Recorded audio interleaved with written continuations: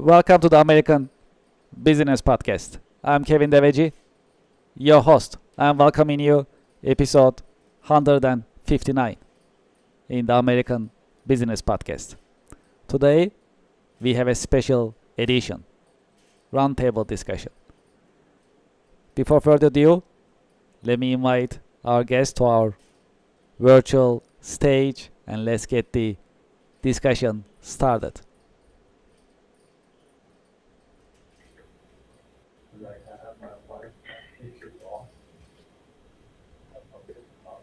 All right, looks great. Let's prepare our screen. All right, let's see. Everyone is on the screen. All right, let's do this. All right, I think looking good. Hello. Welcome to the American Business Podcast, the roundtable discussion. Hi. Great. Thanks for inviting us. Hey, Kevin. Thanks for having us. Of course. Hello, David. Hello, Joe. Hello, Anthony. Welcome to this special edition. Appreciate it. Thanks for having Well, us. if that's okay, let's get the conversation started. Well, one of the popular subjects in American Business Podcast is AI and AI for business, especially nowadays because AI is very advantageous for small and mid-sized businesses. AI becomes more important because that's an opportunity right now for small businesses to revolutionize their business models and without breaking the bank. It's affordable. AI is affordable, accessible, practical, and it makes a lot of sense for American small businesses. Well, from this point of view, I like to start by getting your take. What is your take on AI for business and how small businesses can take advantage, benefit from AI and AI's capabilities? All right, great. Well, Yeah, Not everybody at once. What is it? What does AI stand for again? Yeah. usually the technical guys hop in and take control of the conversation. So I'm going to hop in here as the one non-technical guy on the panel here. And as a small business, we use AI for a number of things. I see it's a great help to take care of those mundane tasks that maybe you have to do every day that take time. And it helps shuffle some of that stuff around and makes it a lot easier for you to do. We use it all the time here at Pupfish for presentations, maybe not to do the whole presentation, but maybe to start us on an outline that we can work with. We'll use it for technical capabilities, to take care of any technical issues that we may have questions about. It's easy to reach out and do an AI query to see, what they come up with. But we are looking into the future for other possibilities for AI.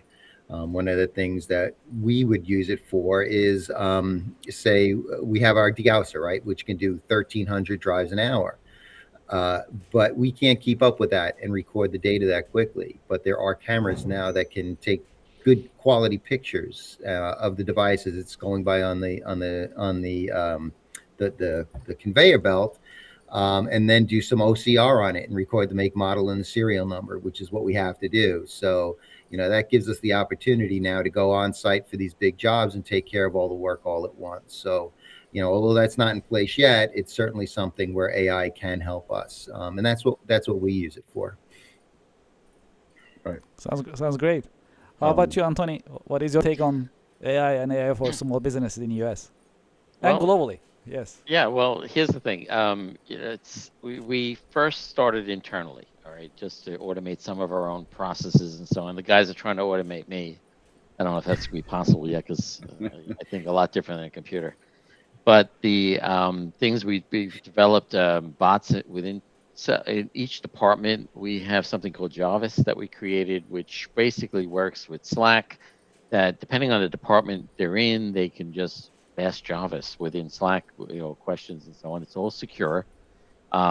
We make sure it passes all the muster that Joe would put us through.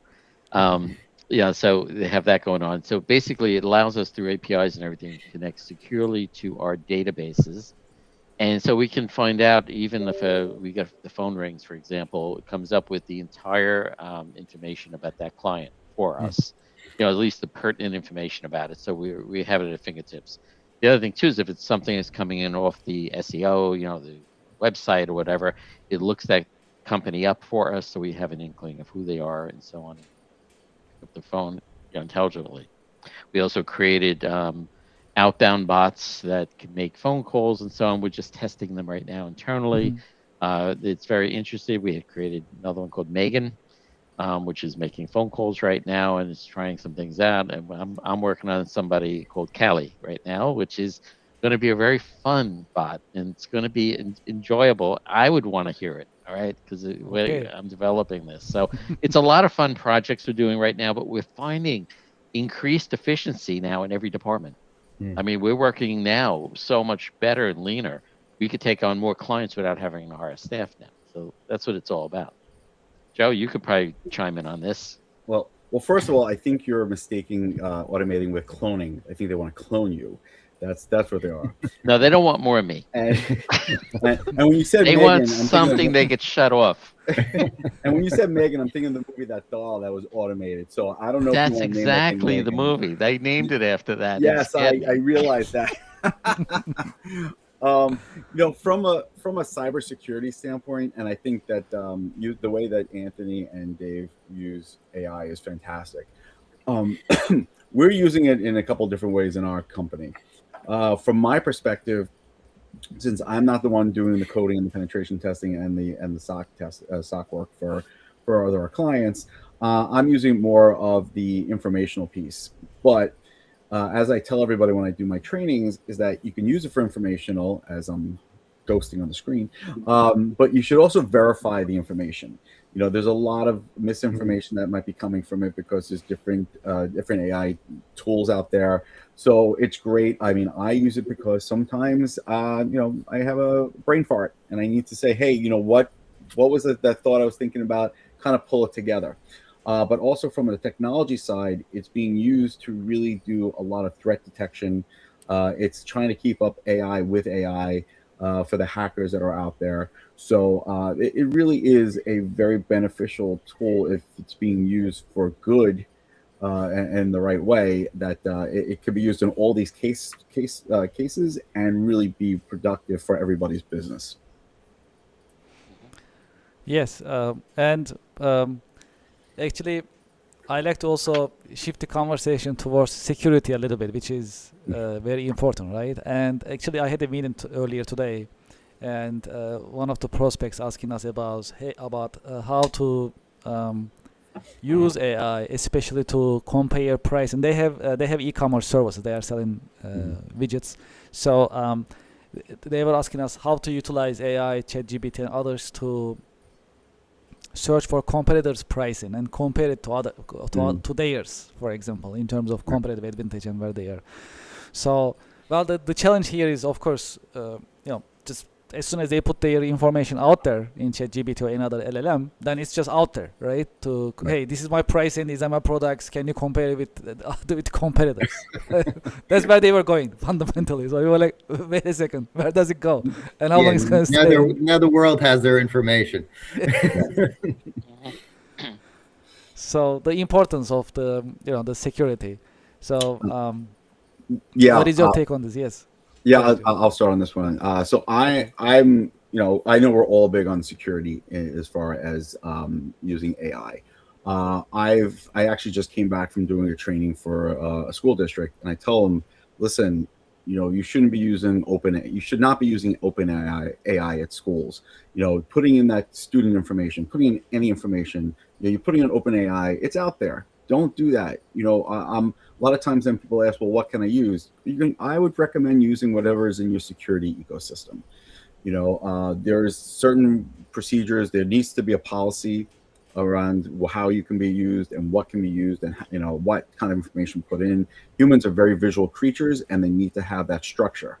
Also, from my audit risk and compliance background, I mean, I've been seeing all these audit internal control frameworks around AI that are coming out there, and they're all basically the same. It's about access controls and configurations, and it's all really based on the governance and all that kind of stuff. And even if you just implement some of these controls, it really will help you with your security around the AI in your business.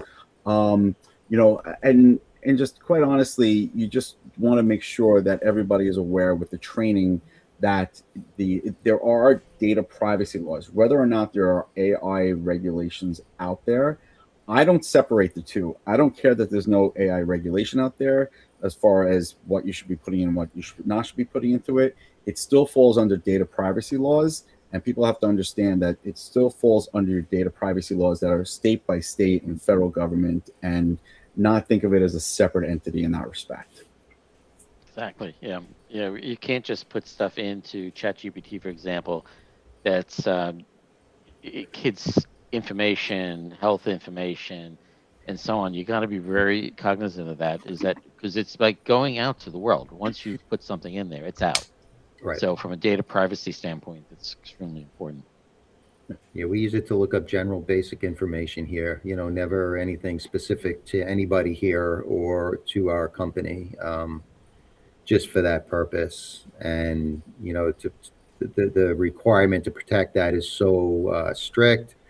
And like Joe said, as soon as you do get out there and you start to cross state lines, every state has their own laws. And, we had an attorney on a panel once, and he said, one state may require you to produce some information that maybe you don't want to produce. But once you've produced it out of that one state, every other state has access to that information, and it becomes a real legal nightmare. So the best thing to do is to make sure you're taking some strict compliance with how you handle that data and what you do put out there on your open AI.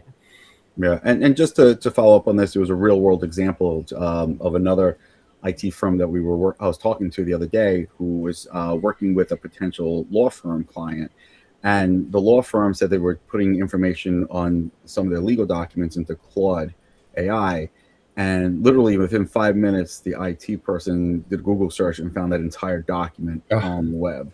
So this is where we need to be very careful. People don't realize it's out there. There's no closed environment with a lot of these open AI tools. Wow. That's scary. Yeah. At the same time, that's a great point. That's a great point. Okay, well, good. Okay, so from your point of view, recently in the American Business Podcast, we start talk about two subjects. One of them is the best marketing practices. Other one is the best leadership practices. So, from your point of view, let's dive deeper. Which one would you like to dive in first? Leadership or marketing practices in general? Let's do marketing. Let's do marketing. All right. Marketing for 100, Alex. Okay. What is? Okay. So, from your point of view, especially with the recent developments in technology as well as your industry and your experience in general, what are the best marketing practices that you will say will be the great for small businesses to consider implementing? Ooh, Well, that's a good. yeah. Go ahead, Anthony. You go first, It please. depends. It depends on the business and what their objectives are. But if it's a standard, telemarketing calls and so on like that, you can have bots make the calls. And so on. But like we have a bot that calls just to confirm and strengthen the contacts we have. To verify a guy's been retired, nobody's there anymore, somebody else took over.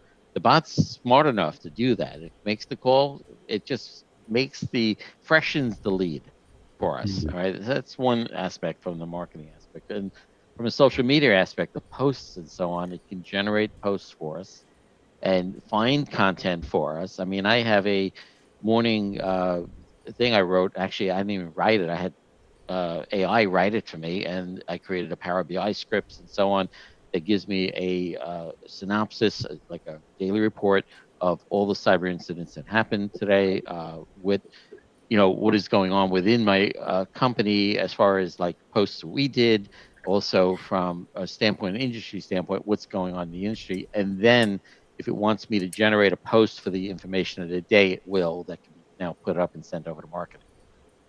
We also have a marketing bot in the morning. We have 5 people, 5 synthetics that meet every morning before the day starts, that communicate, will actually have meetings, talk to one another, and then give us some marketing content that gives for my real person, marketing director Sam. So That's cool. Well, how is the feedback you get from the market when you utilize the AI agents, AI employees, AI bots? it's some of them very like get hang-ups. Some of them are very funny because we record all these. And we get to the point now is that the bot I'm creating, Callie, is going to right now, right off the bat, say it's an AI bot, and it's going to be a very cute interaction. All right, because if somebody like that called me, I would want to stay on the phone just for a little bit to test the thing out. So I'm making it fun. All right, so we're going to see from a marketing standpoint how that goes. I would say, Dave, you can go first, and I'll jump in. You sure, Joe? Yeah, no, go right ahead, please. All right. I'm afraid to let you go because you leave me with 10 seconds at the end. I don't leave you with that much time. So, from our point of view, we're more traditional in our marketing. Most of our work comes from referrals. So we're out there doing, the networking, meeting companies that are great.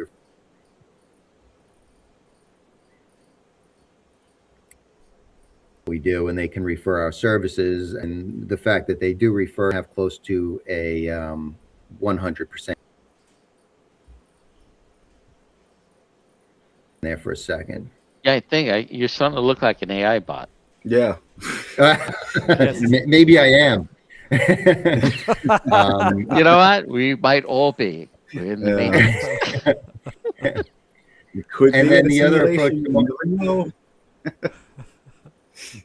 the other approach to marketing is just getting our name out there through the various media. So we do post on some of the social media accounts, the business media accounts. We do podcasts like Kevin's, which get us a broad, great audience. So that's kind of how we handle it. We will target certain groups if that's something we want to focus on. But really, a lot of our work is the education. So we'll do panels, together. The three of us have done panels together, Anthony, Joe, and I, and others, because a lot of what we do is just educating customers what we do, how we do it, why it's so important, and the fact that there's even a company like Pupfish out there to do what they need to do. Because a lot of people just throw it into a closet and they forget about it and hope they won't have to deal with it. Yeah. And I'm gonna go off with Dave, especially the panels. I love going to the panels with Dave and Anthony. I think they're very knowledgeable. They're very good at what they do. Education is really the key a lot of times out there because it's always changing. It's very, cybersecurity is an ever-changing, quickly changing field of what's going on out there. There's new threats every day, and it's hard to keep up with it. But now, we're doing a lot more panels on AI and stuff like that.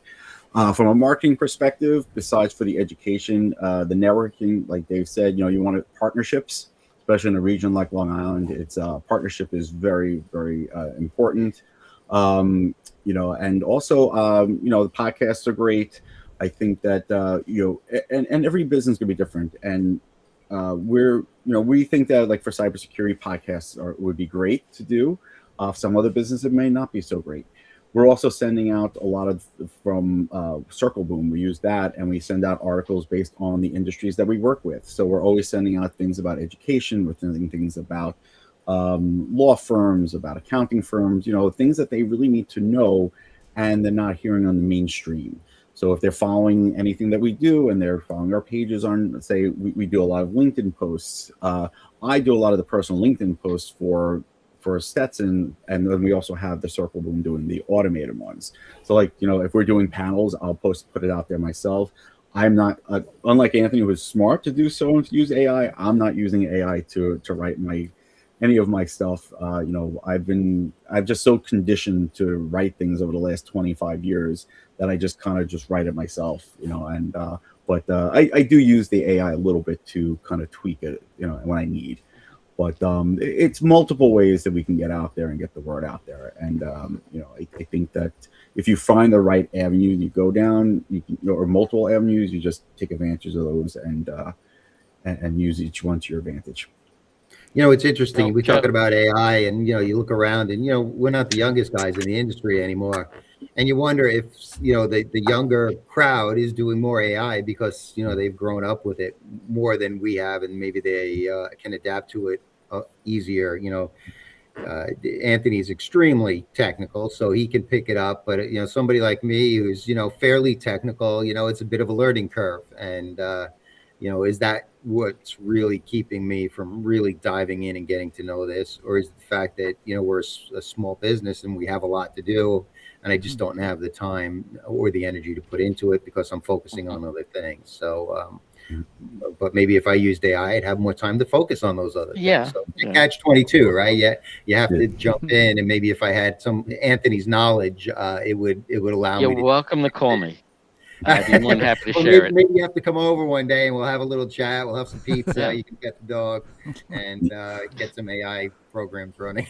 No, absolutely. And Get then your AI policy in place first, Dave. I'm sorry. I got to be absolutely, you that. need an I got to AI be that policy. voice in the room. I'm sorry. Everybody should have an So, AI Joe, policy. you can write the policy first. I'll write the We'll policy. have AI do it. But That's fine too. I like that. Let AI put together the AI policy do it. for AI. No controls. LinkedIn That's it. post, End of the AI policy. Anything goes. For example, what we've been doing for the LinkedIn post is that I have a bot now that's just me. It knows me. It knows my writing style now, and so on. Because I say first thing I say is take the AI out of it. All right, it's got to be like what I would write normally, and then I'll look at it and Right. maybe tweak it. But usually good to go. The other thing we've been doing, which is really interesting, is that our website, we've gone up hundreds of percentage points now in our SEO dramatically. And that's because we've been talking to AI and having it help us make our website better so that it's more, because the way AI works is that it looks at your LinkedIn post, it looks at holistically everything out there, including your website. And what I've been finding is more and more people are using like ChatGPT to search for a company instead of Google. They're going into AI and asking, hey, what kind of computer companies are in Long Island? What we've done is talk to that AI and had it fix our social media and also our website so that it's AI friendly, can be read by AI, and then it can interpret and focus on our ideal client profile. All right. So now what's been happening is that we now can actually ask AI from a client's point of view, is our website what they're looking for? All right. So I'm looking for attorneys, for example, attorney firms, accounting firms. So I could focus it based on if one of those clients are looking for us. And what he told us to do is create landing pages for each of those groups. So we've done that and we fine-tuned it. But it's been very helpful in that sense. It's interesting you said that about searching for companies. I actually was doing that today. As some of, I know Joe knows, I don't know if Anthony knows, I'm a beekeeper. I have bees. And we are I want some honey. Well, that's our goal, right? So last year I didn't have any hives. I had lost them all the year before. So this year for Earth Day for pupfish, one of the things we're going to do is get my hives back up to shape, paint them, and then bringing in some new bees first week in May. But one of the things you need to do with bees is a varroa treatment. And, I was on ChatGPT today, just looking up what are the varroa treatments, what affects honey, what doesn't affect honey, what embeds in the wax, what is organic and won't do that. So, yeah, I had ChatGPT help me make some of those decisions and then went to do all the treatments. So, it allowed me to do that research in about 15 minutes while I was eating a sandwich versus, maybe spending hours looking things up at home, trying to read through things. Oh, it's great. And, again, you're talking about security versus convenience and everything. It's so easy to use ChatGPT and tempted to put information in there about you got to be very careful. Yeah. But I mean, a couple of years back when ChatGPT first came out, I was playing with it and stuff. And I overheard my wife, this is a true story, talking to her sister about their brother who went home with food poisoning. And I'm listening and everything. And all I did is I heard the symptoms. He was dizzy, he's double vision, this. I threw it in ChatGPT, just the symptoms. All right. And said, what does this person have? Because they said he went home food poisoning. It says he was having a stroke. Send him to emergency immediately. So I turned to them. I said, maybe you want to have him checked out and everything. Bottom line is his daughter came over and brought him to a hospital and he had a stroke. Oh, wow. I'm saying the uses for this are, and it growing exponentially. So yeah. Yeah, one of the things I do talk about is how the benefits of using it for in healthcare fields. I always say that it's for tax accountants. I think we're not going to have enough tax accountants in a few years that we're going to create a program that does tax accounting. Manufacturing, there's not enough people to be hired to work in the factories, so it's making the processes more efficient. It really does, upon the learning, and does make things more efficient and better for these businesses, where if they can't find anybody to do the job for them. Agreed. Also, I was looking at one of the publications that I was following. So it says we talk about AI agents, right? So it says to scale AI agents successfully, think of them like team members. Just like your human employees, each AI agent needs a role, a defined scope of authority, approved sources of truth, and clear escalation rules. That's interesting. Yeah, one came asking me, Megan asked me for a raise the other day. And then she came at you with a knife, right?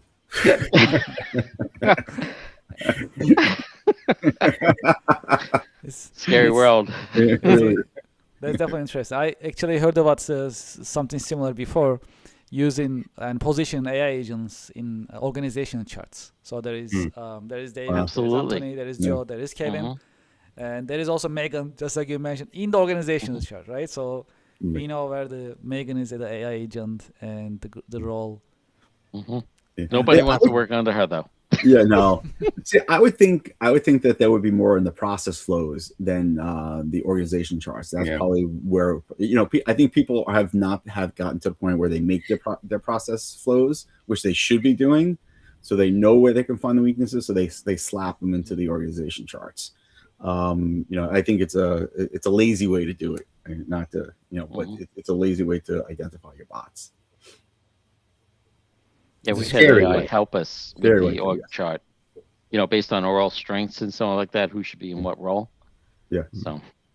Yeah. No, I wasn't calling you lazy, but I mean, just I'm saying, but these process flows, at least you have processes, the process. Well, a lot of places just don't do it.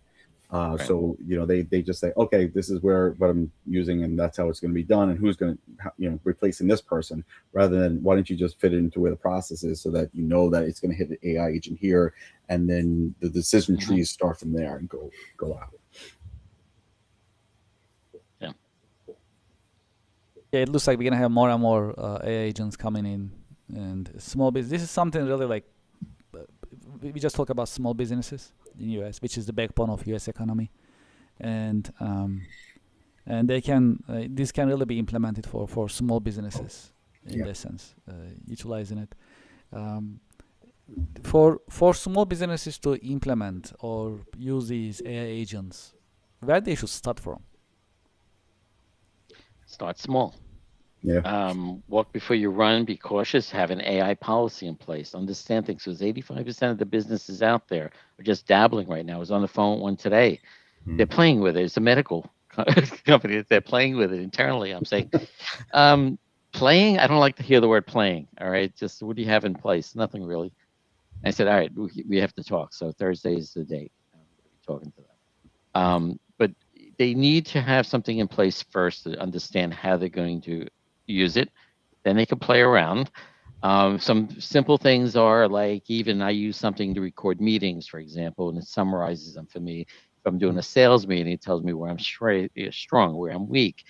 That's a good place to start, and the thing is, it's got to be a paid service. If it's free, you're the product. So you make sure that it's a paid one, and check the security on it to make sure they're not sending that information out someplace, that they're internally giving it to you, and it's your information and so on, that they're giving it back to you.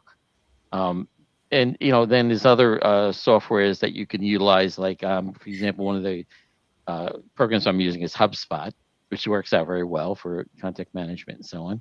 And it has some AI built into it too that allows us to click on a breeze, I think it's called now, and it just searches everything. It tells me where I'm at with that prospect and tells me what I should be doing next. It gives me a summary. So, that all helps.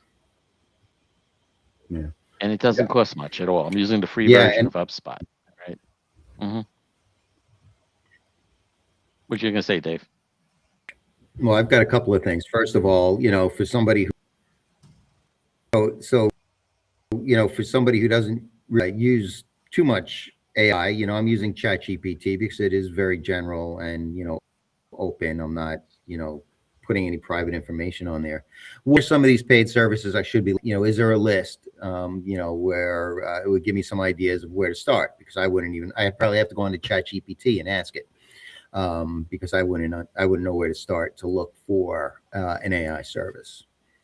And then the second thing is, you're using HubSpot. I'm using this great system called the Marvelous System, where it keeps track of all my clients and allows me to do all kinds of neat things in terms of posting to social media and tracking my interactions with my customers and setting up projects.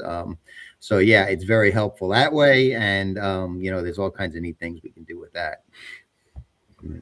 Right. I agree. It starts small. Also, do your research. There are so many startups, so many AI companies that are popping up. Don't go for the latest and greatest flavor because someone put in your, do the research before you put anything in place. Make sure it fits the scale of your business and what you need. Don't go overboard. There are certain ones that will integrate with your systems better than others. But also, like I said, you have to have that security around it. If you're using a Microsoft environment, stay with the Copilot. And if you really need to have ChatGPT, use the paid subscription, and then just make sure that you are implementing the controls that around it, that you're not putting in private information, personal information. So it's really concerning to me how many just keep popping up. Everybody just wants to jump on the bandwagon, and they get in your ear and they try to sell you something, because they're, as soon as they build something, they're sending you emails. Check out this tool I've got. Let's have a sales pitch. So just be very careful of which ones you're choosing, and try to go for ones that really are established and you do your research on. Yeah, and if you're not too sure and you don't know where to start, hire somebody to help you out. Look for somebody that can give you the advice at least. In my business, if anybody called me up and asked, I'd give them 15 minutes of free advice which direction to go in. Yeah, Anthony would be a great what not to resource do. for that. Yeah, because I'm just like, I don't want to see a business fail because they did something and they put it out there for AI, and suddenly now they got a lawsuit because there's PII that went out there, private identifying information, or it's just something, some trade secrets went out. All right, so we're trying to maintain the business integrity here in Long Island at least, and in order to do that, I'm willing to give advice where needed. Well, everybody's got to call Anthony then. Yeah, give me a call. I got nothing to do all day. I don't know. They got a bot doing it for me. Yeah, exactly. Your bot will pick up and tell me you're busy. And this is why we need to clone I'll send you. Megan out. Yes, thanks to Megan. And this is why we need to clone you and not just make you a bot. Well, in the American Business Podcast, we discuss about AI, and one of the subjects that we have been discussing about the impact of AI on next generation professionals, right? Especially entry level jobs. So we hear it in the news, we read it in the news, and different media channels. So the new graduates having difficulty finding entry level jobs, and also there is a massive shift in terms of choosing majors in the next generation. Absolutely. So they are staying away from computer science and other computer related degrees. They try to go to other degrees, other educational path in terms of for them to prepare themselves for the career path. How do you see the impact of AI on entry level jobs and career in general? And the next question will be, maybe we can combine these two. And how should next generation should prepare themselves for this change? I'm going to start with this one because I have very strong feelings about the next generation, and even with cybersecurity and AI, we have to stop starting to teach them at the college level. It has to be taught in the high schools or even before that. I can't tell you how many career fairs I go to for high schools where they come to the table. They have no idea even what cybersecurity is. They don't know the definition. They don't know anything about it. And of course, AI is like in everybody's ear, but they don't even know what it is. Nobody's teaching it in the high schools. So when they're going to college, they're taking majors that maybe computer science, or they're taking now these new cybersecurity. Everybody has cybersecurity degrees. And honestly, I tell these high school kids not to do those. Maybe the computer science, if you really want to go into the IT world, fine. But I'm really looking at learn the stuff on YouTube, learn the stuff on AWS, learn the stuff on Udemy, learn everything you can for free, get certifications. If you want to go to college, get a little bit of a business degree to understand businesses in general. But everything that you need to know, you can learn on any of those channels. A lot of the professors in college, they're lifelong academics. They have not experienced this stuff in the real world. So you're really you're just debating whether or not you're going to a $70,000 a year college or a $50,000 a year college, when either way you're not getting the education that you're going to need to get a job entry level, because you're going to come out really not knowing anything anyways. So I'm a big proponent of getting them learning and having cybersecurity programs in the high schools. Include the AI piece of that as well, having curriculum in there, and then having the guidance counselors also be retrained to understand that not every kid is adapted to go to college for a 4-year college, for a 2-year college, or the big colleges, because it has to be part of a blue ribbon award-winning high school. We really have to shift our minds this way. I mean, the same thing goes for plumbers and electricians. I mean, if a kid wants to be a plumber electrician, don't tell them they have to go to college for it. Send them to the programs to learn that stuff. There's not enough of those careers out there either.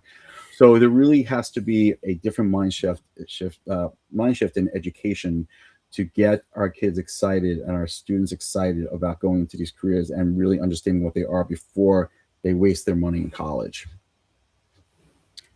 Yeah, I knew Joe was going to step up and talk about that, because he talks about it all the time, and I think we're kind of the same, thought. To me, the trades are so important.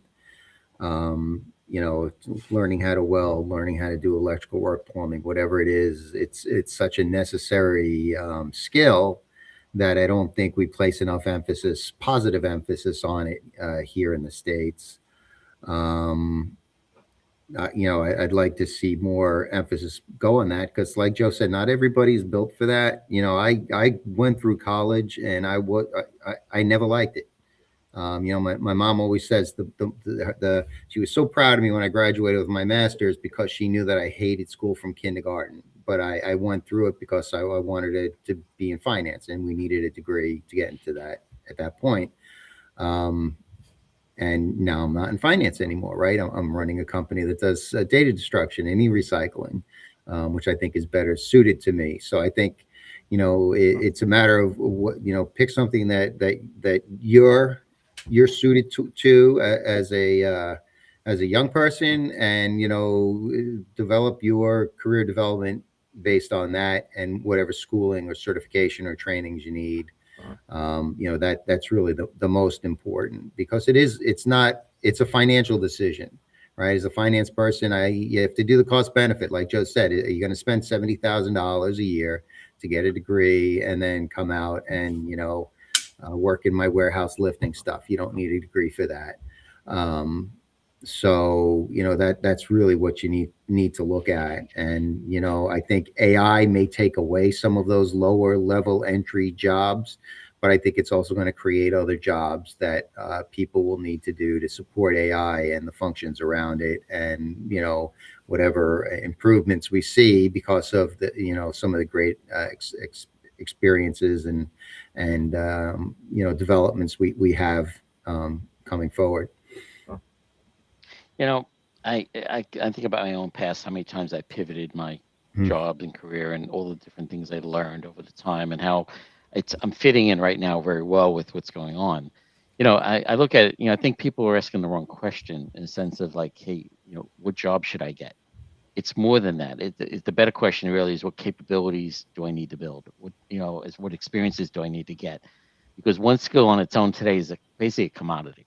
All right. And when you stack skills together, like, technology, business thinking, communication skills, that's where the leverage comes from. That's where you become valuable, no matter how the market shifts and what AI does. Because now I can look at things and look from a business standpoint, maybe communicate better.